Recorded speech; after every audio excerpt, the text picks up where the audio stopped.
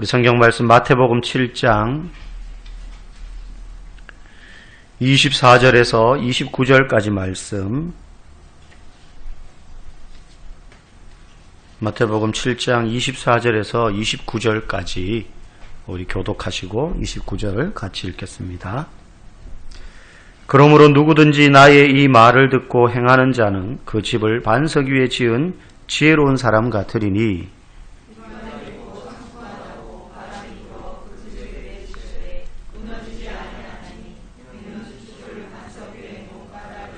나의 이 말을 듣고 행하지 아니하는 자는 그 집을 모래 위에 지은 어리석은 사람 같으리니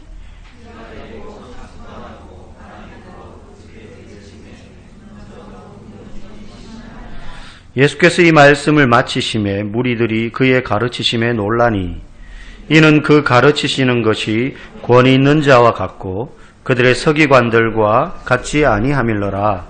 아멘. 말씀의 제목은 창수를 대비하라 입니다. 한 번씩 외신에 미국에 큰 산불이 났다 이런 소식들을 우리가 접할 때가 있습니다. 그런 데서 산불이 나면 우리나라도 강원도에 동해안 산불이 크게 작년에 이제 났었는데 그것과 비교할 수 없을 만큼의 면적을 태웁니다. 워낙 땅덩어리가 크다 보니까 거의 우리 한반도 남한 정도의 넓이를 그냥 한 달 내내 불길을 못 잡고 태우기도 합니다. 한 2년 전에도 미국 캘리포니아에 큰 산불이 난 적이 있습니다. 그래서 외신으로 연일 우리나라에서도 뉴스로 그 산불의 지금 그 상황을 보도하고 2주 3주가 지났는데도 불길을 못 잡고 그냥 어마어마한 넓이의 산림을 다 태워버렸어요. 거의 한 달 넘게 그렇게 걸려서 불길을 겨우 잡았습니다. 이미 나무들은 그냥 이 불이 휩쓸고 지나간 자리는 새카맣게 다 타버린 뒤였습니다. 다행히 인명피해는 거의 없었어요. 인명피해는 거의 없었는데 그 나무들과 또 목장이라든지 아니면 집들이 이제 인근에 있는 집들이 많이 타버렸습니다. 그런데 진짜 문제는 그 이후에 찾아왔습니다. 산불을 거의 한 달 가까이 이상 걸려서 거의 다 잡았는데 비가 내리기 시작하는데 폭우가 쏟아지는 거예요.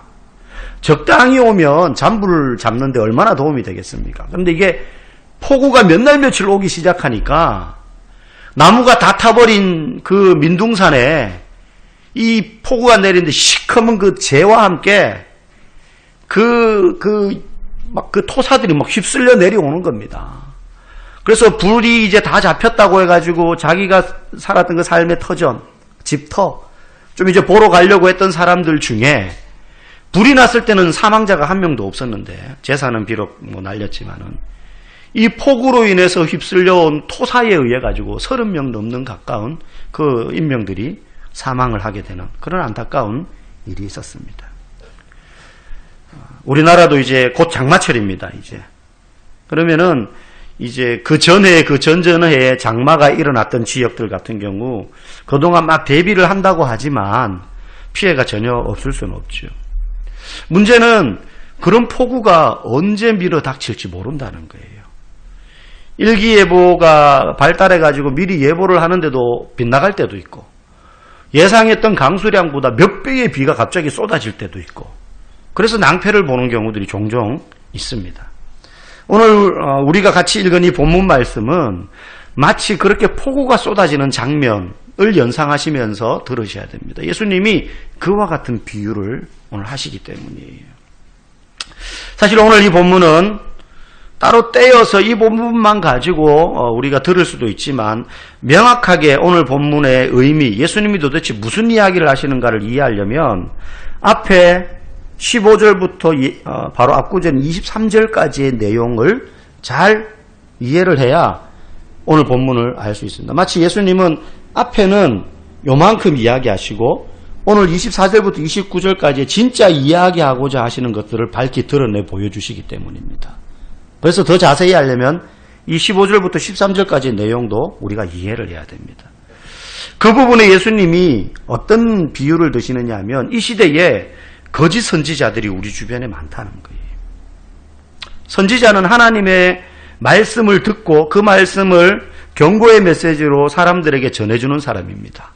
마치 하나님이 그 입에 하나님의 말씀을 넣어준 것을 그대로 이야기해 주는 사람입니다. 스피커죠, 스피커. 그런데 거짓 선지자들은 어떤 사람들이 거짓 선지자들이냐면 하나님으로부터 받은 말씀이 아닌 말을 마치 하나님의 말씀인 양 이야기하는 사람들인 거죠. 그러니까 말씀을 왜곡시키거나, 요즘으로 말하면 이단들이 그럴 수 있겠죠. 그죠? 뭐 최근에 우리가 다 알게 된 신천지, 그 외에 뭐 여호와의 증인, 우리 인근에 쉽게 볼 수 있는, 그거 말고도 여러 크고 작은 뭐 수십 수백 종류의 이단들이 있습니다. 하나님의 말씀을 왜곡해서 사람들에게 가르치는 거죠. 그 예수님이 우리 주변에 그런 거짓 선지자들이 있다는 거예요. 그런데 이런 거짓 선지자들을 하나님이 나중에 심판하신다는 겁니다. 심판하신다. 그러면서 오늘 22절, 23절에 보면 그때에, 그날에, 특별히 그날에 거짓 선지자들을 심판하려고 할 때 이 거짓 선지자들이 하나님께 항변한다는 거예요. 어떻게 항변하느냐? 주여, 우리가 주의 이름으로 귀신도 내쫓고 능력도 행하고 병도 고치고 일을 많이 했습니다. 그런데 왜 우리를 심판하십니까? 우리가 주의 이름으로 그런 일을 했는데 왜 우리를 이렇게 심판하십니까? 항변한다는 거예요. 그런데 그때 하나님이 그들에게 이렇게 말씀하십니다. 내가 그들에게 밝히 말하되 너희를 도무지 알지 못하니 불법을 행하는 자들아 내게서 물러가라. 그들은 주님의 이름으로 뭔가를 열심히 했다고 막 항변하는데 분명히 맞아요. 주님의 이름을 들어서 그런 일들을 했습니다. 그런데 하나님은 나는 너희들을 모른다는 거죠. 하나님 왜 이렇게 말씀하실까? 사실 거짓 선지자의 기원은 이미 구약시대 때 있었습니다. 구약시대 때 많은 거짓 선지자들이 활동을 했어요. 예레미야서 14장에 보면 14절에 특별히 예레미야 때 거짓 선지자들이 많이 있었는데 그 중에는 뭐 시드기야 같은 그 거짓 선지자들은 막 예레미야의 뺨을 때리면서 하나님의 영이 네게만 갔냐, 나에게도 임했다. 거짓말이죠. 그러면서 막 모함을 하고 막 힘들게 만드는 경우도 있었습니다. 예레미야서 14장 14절에 보면 여호와께서 내게 이르시되, 예레미야 선지자에게 하나님이 말씀하시는 거예요. 내 이름으로, 선지자들이 내 이름으로 거짓 예언을 하는도다. 선지자라고 하지만 그들이 하나님의 이름으로 거짓 예언 하나님이 말씀하셨습니다 하면서 거짓말을 한다는 거예요. 그래서 하나님이 이렇게 이야기하셔요. 나는 그들을 보내지 아니하였고 그들에게 명령하거나 이르지 아니하였거늘 그들이 거짓 계시와 점술과 헛된 것과 자기 마음의 거짓으로 너희에게 예언하는도다. 하나님이 말씀하셨습니다라고 구약시대에도 선지자들이 이야기했는데 그 중에 많은 선지자들이 자기들의 거짓된 마음으로 예언이라고 하면서 말했다는 거예요. 그러니까 이 선지자들이 하나님의 말씀이라고 하면서 빙자해서 막 예언도 하고 사역도 했지만 사실 그 마음의 동기가 그들 속에 있는 악한 마음들이 있었다는 거예요. 뭐 그 악한 마음들의 종류는 여러 가지겠죠. 그런 자기들의 이기적인 욕심, 물질에 대한 욕심, 명예에 대한 욕심, 어떤 권력에 대한 욕심, 이런 것들을 채우기 위해서 하나님의 이름을 빙자해서 예언이랍시고 이야기했다는 겁니다. 그러면서 오늘 예수님이 말씀하십니다. 주님, 저희들이 주님의 이름으로 이런 것도 하고 저런 것도 하고 이런 것도 했습니다. 그때 주님이 주여, 나더러 주여 주여 하는 자가 천국에 들어갈 것이 아니요 내 아버지의 뜻대로 행하는 자라야 천국에 들어간다. 너희들이 주님 주님 하면서 일했지만 그 일은 내 뜻과 상관없는 일이라는 거예요. 왜 그래요? 아무리 병자를 고치고 아무리 능력을 행했더라도 그 일을 하는 동기가 중요하다는 거예요. 그걸 통해서 나의 이름이, 나의 명예와 나의 실력이, 나의 존재가 드러나면 아무리 좋은 능력을 행했다 하더라도 그 열매는 악한 열매예요. 그래서 그 앞에 보면 그 거짓 선지자들을 어떻게 구분하느냐? 말이 아니라, 그들의 말이 아니라 그들의 삶에서 맺는 열매로 구분해야 된다. 그런 이야기를 하시고 난 다음에 오늘 이 말씀을 하시는 겁니다. 그리고 이어집니다. 같은 주제가 흘러요. 오늘 본문은 우리가 잘 아는 내용입니다. 예수님이 비유를 드십니다. 사람들이 있는데 어떤 사람들은 집을 짓는데 반석 위에 집을 짓는다. 어떤 사람들은 모래 위에 집을 짓는다. 지어져 있을 때 평소에는 모르지만 어느 날 갑자기 창수가 나고 바람이 불어서 그 집에 부딪히면 반석 위에 집을 지은 사람의 집은 넘어지지 않지만 모래 위에 집을 지은 사람의 집은 다 휩쓸려서 흔적도 없이 사라져버린다. 그러므로 반석 위에 집을 지은 사람은 지혜로운 사람이고 모래 위에 집을 지은 사람은 어리석은 사람이다. 그러면서 그러면 어떤 사람이 반석 위에 집을 지은 사람인가? 나의 말대로 나의 뜻대로 행하는 자가 반석 위에 집을 짓는 사람이다. 아까 앞에도 23절까지의 말씀 중에 나더러 입으로 주여 주여 하는 자가 천국에 들어갈 것이 아니요 내 아버지의 뜻대로 행하는 자라야 천국에 들어간다 그랬습니다. 그리고 오늘 반석과 모래의 비유를 하면서 반석 위에 집을 짓는 사람은 나의 뜻대로 행하는 사람이고 모래 위에 집을 짓는 사람은 나의 뜻대로 행하지 않는 사람이다. 둘 다 신앙인입니다. 어쩌면 둘 다 교회에 열심히 나오고 있습니다. 그런데 한 사람은 주님의 뜻대로 행하는 삶을 살고 있고 한 사람은 열심히 집은 올렸지만 주님의 뜻대로 행하는 삶은 살지 않았기 때문에 창수가 나고 바람이 불 때 그 인생의 집은 다 허물어졌다는 거예요. 우리가 이 내용들을 너무 잘 알고 있습니다. 그런데 오늘 본문은 거기서 한 걸음 더 들어갑니다. 그러면 아버지의 뜻대로 행한다는 게 도대체 뭐냐는 거예요, 여기서. 주님의 뜻대로 행하는 삶이 도대체 어떤 거냐는 거예요. 너무 많잖아요. 주님의 뜻대로 행한다는. 근데 오늘 본문에서 분명히 이야기하는 포인트가 있습니다. 이게 주님의 뜻대로 행하는 거다. 그게 뭔지를 잠깐 살펴보자는 거예요. 먼저 여러분에게 한번 질문을 해보겠습니다. 여러분이 만약에 집을 짓는다면 여러분은 반석 위에 뭐 돌이 아니라도 단단한 집안에 집을 지으시겠습니까? 아니면 모래 같은 땅에 집을 지으시겠습니까? 물어보나 마나죠. 당연히 만약에 그 땅에 모래가 많은 땅이면 거기에 막 다른 흙이나 자갈이나 이런 걸 섞어서라도 단단하게 집안을 만들어 놓고 거기에 집을 짓지 않겠습니까? 그냥 누구라도 모래 상태 그 위에다가 철근 받고 콘크리트 붓고 그렇게 집을 짓지 않습니다. 아무리 멋지게 집을 지어놔봐야 진짜 그건 홍수나면 다 그냥 위태위태한 거예요. 그냥 누구라도 당연히 반석 위에 집을 짓게 마련입니다. 그럼 예수님은 무르나 만한 이 이야기를 왜 하셨을까? 사실은 예수님 당시 유대인들은 모래 위에 집을 짓는 걸 굉장히 좋아했습니다. 그리고 실제 모래 위에 집을 많이 짓고 살았습니다. 왜 그러냐면 이스라엘의 지형을 보면 산지가 있고 흙이 있습니다. 우리나라도 보면 동고서저형이죠. 그죠? 동쪽에는 이 태백산맥 줄기를 따라가지고 백두대간이 뻗어 있어서 많은 작은 산맥들이 쭉쭉 나와 있습니다. 그래서 이 동해안 지역은 높은 산이 많고 평지가 별로 없습니다. 대신 이쪽 서해 쪽은 평지들이 많죠. 이스라엘도 비슷합니다. 똑같지는 않지만 오른쪽으로 왼쪽에 지중해를 두고 이쪽 지중해안 쪽은 평지가 많아요.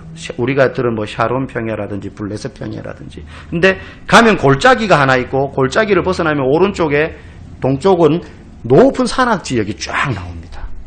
그래서 거기는 많이 살지 않아요. 당연하겠죠. 이스라엘 사람들이 대부분 농사를 짓는데 가나안 땅에 정착한 이후에는 일부를 빼고는 농사를 짓는데 산지는 우리나라는 그래도 산지에 흙이 많아요. 그래서 산이라도 개간해서 뭘 할 수 있어요. 깎아서라도 거기에 뭐 밭을 뿌리고 화전을 할 수도 있고. 그런데 이스라엘의 산은 우리가 가끔 영상이나 사진을 봐서 아시겠지만 그냥 벌거숭이 민둥 바위산입니다. 대부분 안반으로 이루어져 있어요. 그 넓은 안반 위에 좀 토지가 있는 부분들이 좀 있긴 하지만 대부분은 그렇지 않습니다. 그냥 바위산입니다. 그러다 보니까 농사를 짓기에는 적합하지 않아요.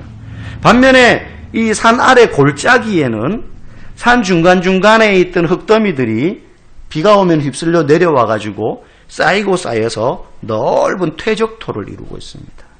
그래서 거기에는 씨를 뿌리면 작물이 잘 자라고 열매가 많이 맺힙니다. 우리도 그래서 농사 지을 때 보면 그냥 맨 땅에 하는 게 아니고 거기에 흙을 갖다 붓기도 하고 막 솎아내잖아요. 농사하기 적당한 퇴적토를 만드는 겁니다. 퇴비도 붓고 이러면서. 근데 골짜기, 이스라엘의 골짜기 아래 사는 그래요. 그런 흙들이 많이 쌓여져 있어요. 그래서 그런 데다가 집을 많이 짓고 살았습니다. 그래서 오늘 본문에는 모래라고 되어 있지만 똑같은 비유를 들고 있는 누가복음 6장에 가면 모래라고 말하지 않고 흙이라고 말하고 있어요. 흙 위에 집을 짓는 어리석은 사람, 이렇게 말하고 있습니다. 당연히 당시의 사람들은 농사 짓기에 편하고 수확하기도 좋은 골짜기를 선호했습니다. 거기에 흙이 많이 쌓여져 있었거든요. 그런데 그런 골짜기에 집을 짓고 살 때 조심할 게 있는데 그게 바로 오늘 본문에 나오는 창수입니다. 창수가 뭐냐면 그냥 비가 많이 내리는 걸 의미하는 게 아니고 비가 내려서 토사가 휩쓸려 오는 것을 말하는 거예요. 그게 창수입니다. 창수. 토사가 막 휩쓸려 내려오는 거죠. 그런데 이스라엘에서 창수는 언제 일어나느냐 하면 우기에만 일어납니다. 건기와 우기가 딱 구분되어 있는 나라이기 때문에 이스라엘에서 우기는 우리의 겨울에 해당됩니다. 오늘날 11월부터 2월까지가 이스라엘에는 우기입니다. 비가 많이 내려요. 그런데 그 우기 중에도 유독 집중적으로 비가 많이 내리는 달이 12월 달과 1월 달이에요. 그때 비가 집중적으로 내립니다. 우기 중에서도. 그런데 비가 많이 내리는 그 2달 동안도 막 쉬지 않고 매일 비가 오는 건 아니거든요. 그럼 사람이 살 수가 없잖아요. 오다가 멈췄다가 맑았다가 또 비가 쏟아졌다가 막 이러면서 계속 반복되는 거예요. 그런데 우기라고 해서 매번 창수가 날 만큼 막 비가 막 내리는 건 아닙니다. 그러다 보니까 한 번씩 창수가 나는 거지 매번 창수가 나는 것도 아니고 창수가 나지 않고 몇 년씩 그냥 우기가 지나가는 경우도 있어요. 우기인데 창수가 나지 않고 몇 년씩 지나간다는 거예요. 문제는 그러다 보니 언제 창수가 날지 모른다는 거예요. 그렇겠죠. 언제 창수가 날지도 모르는데 그걸 대비해서 곡식을 재배하고 경작하기에 너무 좋은 골짜기를 포기하고 산 위에 바위 위에 집을 짓고 산다면 그 당시 이스라엘 사람들은 그런 사람들을 오히려 어리석은 사람이라 그랬어요. 아니 언제 창수가 날지도 모르는데 만약에 내년에 창수가 난다 그러면 원래 골짜기에 집을 지을 사람이 누가 있습니까? 다 위에 올라가지. 근데 언제 날지 모르는데 해마다 이렇게 풍작을 거두는데 그걸 포기하고 산 위에 집을 짓는다? 그건 어리석은 사람이라고 그들은 생각했었어요. 그런데 예수님은 지금 반대로 말씀하시는 거예요. 골짜기에 흙 위에 모래 위에 집을 짓는 사람은 어리석은 사람이고 반석 위에 집을 짓는 사람이 지혜로운 사람이다. 그래서 오늘 본문 28절에 보면 예수께서 이 말씀을 마치시며 무리들이 그의 가르치시며 놀라니 그랬어요. 그분의 말씀이 권위 있는 자와 같았기 때문이기도 하지만 아무도 그렇게 말씀하는 사람이 없었거든요. 다 골짜기에 집을 짓는 게 당연한 거고 반석 위에 집을 짓는 게 바보 같은 거지. 그렇게 생각했는데 예수님은 반대로 이야기하고 있단 말이에요. 그 사람들이 전부 다 저게 무슨 말이야 하고 놀라는 거예요. 예수님 그러면 왜 그렇게 반대로 말씀하셨을까? 간단합니다. 창수가 언제 일어날지 모르기 때문이에요. 언제 그 비 때문에 토사가 휩쓸려 내려올지 모르기 때문이라는 겁니다. 여기서 창수는 앞에 말한 거짓 선지자들, 그들이 살아서 열심히 주님의 이름으로 우리가 이것도 하고 저것도 했습니다 했지만 심판할 그때가 온다라고 이야기했습니다. 22절에 보면 그날에 많은 사람이 나더러 이르되 주여 주여 우리가 주의 이름으로 이런 것도 하고 저런 것도 했습니다. 여기서 그날이 언제입니까? 거짓 선지자들을 심판하는 날입니다. 23절에 이야기합니다. 그때에 내가 그들에게 밝히 말하되 여기서 그때도 마찬가지입니다. 심판의 때입니다. 하나님이 예수 그리스도께서 재림하심으로 말미암아 이 세상을 의인과 악인으로 믿는 자와 믿지 않는 자를 갈라 양과 염소를 가르듯이 재판하시고 심판하시는 그때가 분명히 있는데 그때가 언제와 같으냐? 창수가 몰아칠 때와 같이 언제인지 알 수 없다는 거예요. 근데 분명히 그날은 온다는 겁니다. 창수가 언제 일어날지 모르는 것처럼 그날과 그때가 언제 올지 모르기 때문에 늘 준비하면서 사는 사람이 지혜로운 사람이라는 거예요. 창수가 언제 날지 모르기 때문에 늘 대비해야 되는 것처럼 마지막 날을 대비하면서 반석 위에 집을 지어라. 이게 오늘 우리에게 주시는 말씀이에요. 그럼 마지막 날을 대비한다는 게 도대체 어떤 건가? 반석 위에 집을 짓는다는 게 내 뜻대로 내 말대로 행하는 사람이 반석 위에 집을 짓는다는 건데, 여기서 말하는 내 말대로 행하라는 말은 앞에 말한 이야기들을 받아서 마지막 때를 준비하는 삶을 살아라는 거예요. 그게 내 말대로 행하라는 게 성경에 나오는 모든 내용들을 다 행하면서 살라는 게 아닙니다. 당연히 그건 해야 되지만 오늘 본문에서는 앞에 말한 거짓 선지자들을 심판하는 때와 같은 그날이 우리 모두에게 임한다는 거예요. 어떤 사람은 개인적인 죽음을 맞이함으로 주님 앞에 심판받는 날을 맞습니다. 그게 수명을 다해서 살다가 자연사를 하든 아니면은 질병으로 사고로 죽든, 어떤 사람은 어쩌면은 우리가 살아있는 동안에 예수님이 재림하실 수도 있습니다.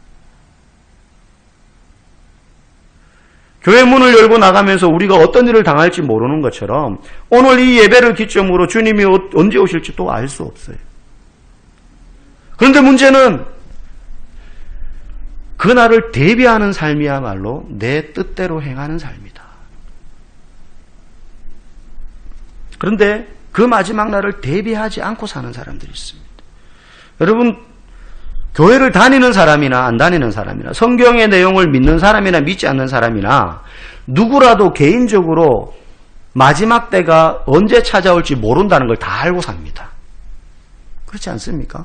교회 안 다니는 사람이라 그래가지고 자기가 언제 죽을지 아는 거 아니잖아요. 병으로 죽을지. 평소에는 모르다가요, 몸만 살짝 아파 보십시오. 저도 거의 한 달간 여기 심장 위에가 한 번씩 콕콕콕 아픈 거예요. 매일. 계속 하루 종일. 잠깐 안 아파다 또 아프고 안 아파다. 왜 아픈지 모르겠어요. 근데 이게요, 하루 이틀 그러다가 말겠지 하고 해서 말면은 괜찮은데, 여러분도 그런 비슷한 경험 해보셨을 겁니다. 이게 계속 아파요. 내일이면 괜찮겠지 했는데 그 다음날 되는데 또 아파요. 근데 이게 언제 왜 아픈지도 모르겠어요. 근데 이게 하루 이틀 3일 일주일 한 달 계속되면 여러분 어떨까요, 마음이? 혹시 내가 무슨 심장에 이상 있는 거 아니야? 아니면 잠도 못 자고 막 머리는 계속 아프고 병원 가서 약 처방받아서 먹었는데도 머리가 깨질 것 같아. 혹시 내가 뇌에 이상 있는 거 아니야? 막 이런 생각 든단 말이죠. 아무렇지도 않게 살다가 어느 날 갑자기 내 인생의 마지막 날이 갑자기 찾아올지도 모른다는 생각을 다 합니다. 한 번씩. 그런데 이 땅의 사람들이요, 그 마지막 날을 대비하지 않고 살아요. 그래서 누가복음 12장 19절에 보면 예수님이 마지막 날을 대비하지 않고 사는 이 세상 사람들의 모습을 비유로 말씀하십니다. 거기 보면 한 부자가 나옵니다. 그 부자가 스스로에게 이렇게 말해요. 내 영혼에게 이르되, 내 영혼아, 여러 해 쓸 물건을 많이 쌓아두었으니 평안히 쉬고 먹고 마시고 즐거워하자. 오늘 사람들이 다 이렇게 살고 있지 않습니까? 열심히 돈을 벌고 일을 하고 하는데 왜 그렇게 합니까? 내가 젊을 때 이렇게 열심히 벌어서 나이 들면 그 벌어놓은 것들, 이제 쟁여놓은 것들 쓰면서 편안하게 좀 힘 안 들이고 그렇게 여생을 보내고 싶어서 쌓아두고 쟁여두고 하는 거예요. 유일한 걱정은 창고를 더 넓히고 싶은 그런 걱정밖에 없어요. 근데 그 사람에게 하나님이 이렇게 말씀하십니다. 어리석은 자여. 오늘 본문에도 모래 위에 집을 짓는 자를 어리석은 자라고 이야기합니다. 오늘 밤에 네 영혼을 도로 찾으리니 그러면 네가 준비한 그것이 누구의 것이 되겠냐. 나는 남아있는 생애 동안 쌓아두고 쟁여두고 그래서 남은 노후만 30년 40년 길게는 내가 편안하게 살아야지, 그렇게 생각하고 막 쟁여두는데 하나님이 오늘 밤 네 영혼을 거두어 가면 모르잖아요, 어떻게 될지. 그거 누구 거 되겠냐? 누구 거 되겠냐? 너무 허무한 결과가 찾아오는 겁니다. 이야기합니다. 자기를 위하여 재물을 쌓아두고 하나님께 대하여 부여하지 못한 자가 이와 같다. 이 세상 사람들이 자기를 위하여 재물을 쌓아둡니다. 기껏해야 이 땅에서의 그 남은 20년, 30년 그 인생을 대비할 뿐입니다. 그런데 그 이후에 찾아오는 영원한 삶에 대한 대비들을 사람들은 하지 않고 삽니다. 그런 사람들을 어리석은 자라고 이야기하고 마치 모래 위에 자신의 인생의 집을 짓는 것과 같은 사람들이라고 예수님 오늘 말씀하시는 것입니다. 그럼에도 불구하고 어리석은 사람들은 골짜기 땅을 좋아합니다. 왜요? 수확하기 좋거든요. 경작하기 좋거든요. 많은 열매를 따서 자기를 위하여 더 풍성히 먹고 그것을 창고에 쌓아둘 수 있을 것 같거든요. 마지막 날을 대비하지 않고 이 땅에서의 풍족함을 위하여서 채우고 쌓고 살다가 결국 언제 찾아올지 모르는 그 창수가 나면 그 쌓아놓은 것들을 다 쓸어 가버리게 될 텐데 그때와 그날이 저와 여러분에게도 분명히 다 찾아온다는 것입니다. 이 날은 믿는 자와 믿지 않는 자 동일하게 찾아옵니다. 그런데 어떤 사람에게는 그날이 눈물의 날이요, 통곡의 날이요, 패망의 날이요, 울며 이를 가는 날이 되겠지만 어떤 사람에게는 환희의 날이요, 승리의 날이요, 하나님을 찬양하는 날이 되는 것입니다. 그러므로 예수님이 오늘 이 말씀은 마지막을 대비하지 않는 사람은 모래 위에 집을 짓는 어리석은 사람이고 마지막을 대비하며 그날을 준비하며 인생을 사는 사람은 반석 위에 집을 짓는 사람이다. 어리석은 사람은 이 땅에서 복을 받고 누리고 사는 것을 신앙의 목적으로 삼고 살아갑니다. 그러나 지혜로운 사람은 하나님을 더욱더 알아가고 그분의 뜻을 알아감으로 내가 살아가는 삶의 자리에서 그분의 뜻을 행하는 것, 오늘 본문의 이야기로 하면 마지막 때를 준비하며 사는 것, 그것이 지혜로운 사람, 반석 위에 집을 짓는 사람이라는 거예요. 우리의 만족과 우리의 목적을 이루는 것이 우리의 신앙의 목표가 아니라 주님의 뜻을 따라 행하는 삶을 사는 것, 그것이 우리의 삶의 목적이고 그 뜻을 행하는 현장은 교회가 아니라 우리의 일터요, 우리의 사업장이요, 우리가 사는 동네와 마을이요, 우리 자녀들이 다니는 학교인 것입니다. 그래서 자녀들에게도 늘 이야기해야 됩니다. 학교에서 네가 빛이 되고 소금이 돼야 된다. 교회에서 멋들어지게 모습 보이는 게 중요한 게 아니라 일터와 사업장과 사람들과 만날 때 그것이 바로 우리가 마지막 때를 대비하면서 사는 거다. 주님이 그런 활동들을 통해서 내게 주시는 수많은 것들을 나의 남은 삶을 위하여 쟁여두고 쌓아두고 우리 자식한테 물려주기 위해서 쌓는 것이 아니라 주님의 나라를 위하여 그것들을 흘려보내고 세상에 필요한 자들에게 그것을 사용하는 것이야말로 마지막 때를 준비하는 삶이라는 사실을 저와 여러분 꼭 기억하시고 그러므로 인생의 집을 반석 위에 짓는 지혜로운 저와 여러분들 다 될 수 있기를 주님의 이름으로 간절히 축복합니다. 함께